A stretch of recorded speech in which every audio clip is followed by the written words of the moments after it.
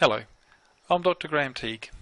This is a brief video to demonstrate two very simple techniques that you can use now to see if you have spinal imbalances. Now it's these imbalances that cause your pain, whether you have low back pain, sciatica, neck or even upper back pain. Now the first test is very simple.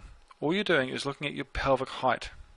So all you do is look in a mirror and note if one side of your pelvis is higher than the other. Now, there are two landmarks that you can use. The first is what's called the ASIS, which are the bumps on the front of your pelvis, or alternately, you can just place your hands on top of your hips. Now, what you'll note is that one side of your pelvis is higher than the other, and this creates what's called a rotational imbalance. If your left side is higher, you have what's called an LFP, and if you have the right side higher, you have an RFP.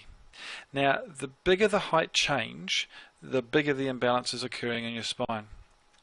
And also you can look at the side view of your posture, and this is what detects what's called a tilt type imbalance, where you can have a sway back where the curve in your low back is a lot greater, or you may have a flattened spine.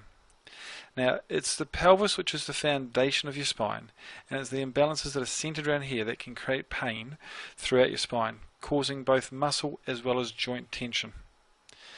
Now, a second test that you can use, which also confirms these imbalances, is what's called a straight leg raise. So simply lie on your back with your knees bent and then straighten one leg and raise it as high as you can until you can feel a pulling in the back of your leg or in your lower back. And then just repeat this for the other side.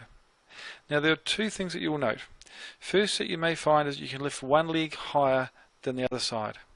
Now if this is the case, then again it confirms that you have a rotational imbalance.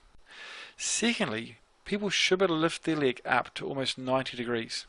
Now if you find that you can't lift your leg up to 90 degrees, and if both your legs are similar, then you may have those tilt type imbalances.